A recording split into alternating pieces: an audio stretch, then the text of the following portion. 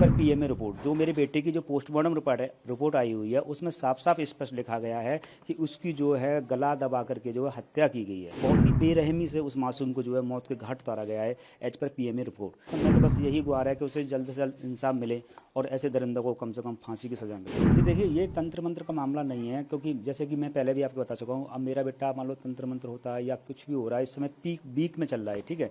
और उसके बाद में जो है अभी वो 4 साल से पढ़ रहा है। अगर तंत्र होता मंत्र होता तो वो 1 साल से करता, 2 साल करता, 3 साल करता, चौथी साल में जाकर के इस प्लान मतलब अभी क्यों करता? कोई बात होती तो अभी करता।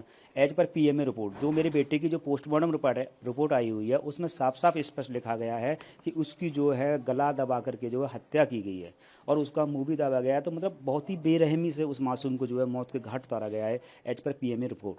क्योंकि ये रिपोर्ट हम लोग हो सकते हैं बंद, ये रिपोर्ट कहाँ जाएगी भाई? अब उसे इंसाफ की ज़रूरत है। तो मैं तो बस यही गुहार है कि उसे जल्द से जल्द इंसाफ मिले और ऐसे दरिंदों को कम से कम फांसी की सज़ा मिले।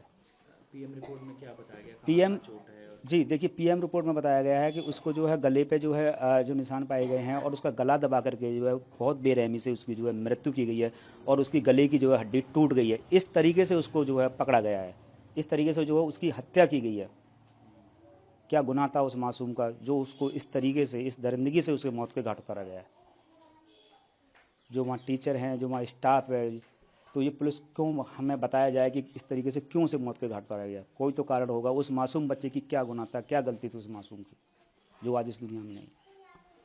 तो आप साजिश बता रहे हैं, कल भी मेरी आपसे बातचीत हुई थी जी। तो देखिए, और रीज़न आपको लग रहा है कि अब रीज़न तो देखिए, मैं तो यहाँ पे हूँ, मुझे तो रीज़न वो लोग बताएंगे, क्योंकि मेरे एक दिन पहले भी मेरे बच्चे से बात हुई थी, तो ऐसा कोई मुझे रीज़न नहीं मिला। कोई बात होती तो मुझे बताता। एक तो ये साजिश ही कहूँगा, मान लो उस प्लान के तहत ही उसे क्यों खाना नहीं दिया गया, कौन था उसके अंदर, कौन सो रहा है, कौन जा रहा है, कौन आ रहा है, तो ये तो वहाँ का स्टाफ बताएगा, ये तो जो वहाँ के लोग बताएंगे।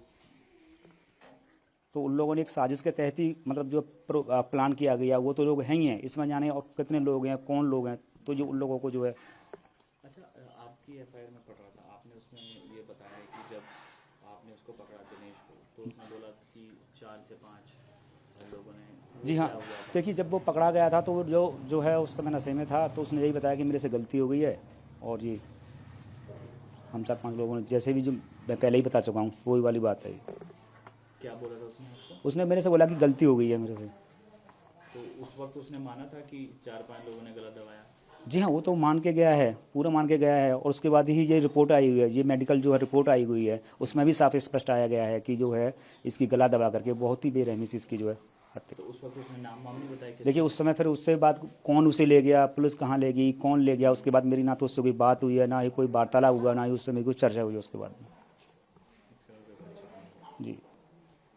आपके बेटे का जन्मदिन था अगले महीने? जी हाँ, मेरे बेटे का जन्मदिन था और इकलौता ही बेटा था, तो इस तरीके से मतलब बहुत ही क्या बताऊँ, इस समय तो मेरे पास मतलब इकलौता बेटा था, तो अभी से नहीं 4 साल से चल रहा था। और एक आशा लगा के मैं भी बैठा हुआ था कि अब मेरा बेटा 11 साल का हो गया है, अगले साल क्या करेगा। तो एक सब कुछ अब वो तो इस दुनिया में, तो इस तरीके से तो मेरी बस इंसाफ की मांग है, जल्द से जल्द इसको कैसे भी करके इंसाफ दिलाया जाए।